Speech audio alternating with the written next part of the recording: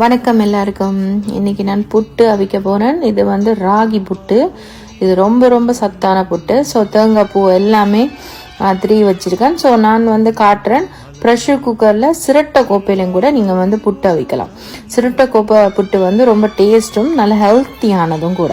So இதில் அந்த கீழ் பக்கத்தில் வந்து அதில் நீங்கள் ஒரு ஆணியாலேயோ இதாலேயோ நீங்கள் கொஞ்சம் மோட்டை ஒன்று போட்டுட்டு சரியாக அந்த ப்ரெஷர் குக்கர் அளவுக்கு நீங்கள் அந்த ஓட்டை இருந்துச்சுன்னா சரி.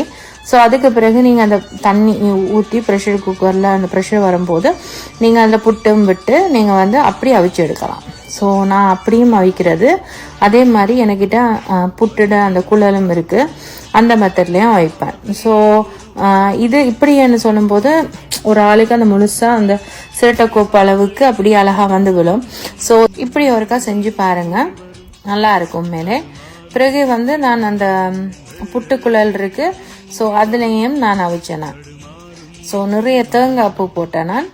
பிறகு வந்து முட்டை, வெங்காயம், பச்சை மிளகாய், கருவேப்பிலை எல்லாம் விட்டு உப்பு மிளகுத்தூள் விட்டு முட்டை பொரிக்கிறேன்.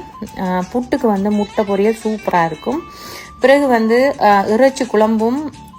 இது வந்து எப்படின்னு சொன்னால் கஜு, நிலக்கடலை, எள்ளு இதெல்லாம் வறுத்துட்டு அந்த இதை வந்து தேங்காய் பூவும் போட்டு அதுவும் வறுத்துட்டு அரைச்ச அந்த தண்ணியை ஊற்றி இப்படி குழம்பு செஞ்சு பாருங்கள். உண்மையாக வேறு லெவலாக இருக்கும்.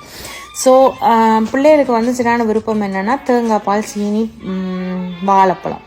ஸோ ஹஸ்பண்டுக்கு வந்து அதனால தான் நான் முட்டை பொரியலும் இறைச்சி குழம்பும் செஞ்சேன் ஹஸ்பண்டுக்கு. பிள்ளைகளுக்கு வந்து தேங்காய் பால், மற்றது வாழைப்பழம், மற்றது வந்து ஜகரி, அது வச்சு தான் அவங்க சாப்பிட்டாங்க. ஸோ எனக்கும் அப்படி தான். புட்டுன்னு சொன்னால் தேங்காய் பால், அந்த ஜகரி, அந்த வாழைப்பழம் இருக்கணும். ஆனால் இதுக்கெல்லாம் மாம்பழம் செம்மையாக போகும், வேறு லெவல்.